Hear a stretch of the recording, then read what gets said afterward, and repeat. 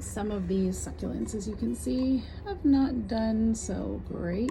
There's a little bit of life left in there somewhere. I'm going to cut it back. That one did not do well at all.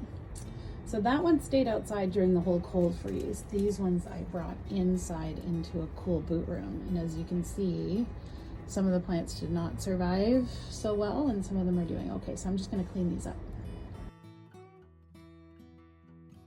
So now this is what I'm kind of left with. Not a whole lot, but underneath, there's lots of succulents that are doing okay. They've got some gunk on them from the other plants, so I can wash that off.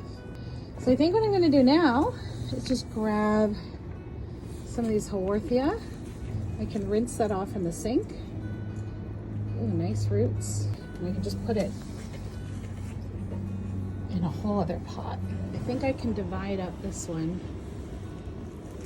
I can gently pull.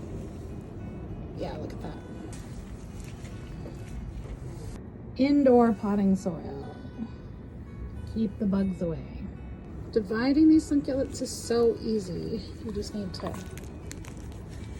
pop them apart and like wiggle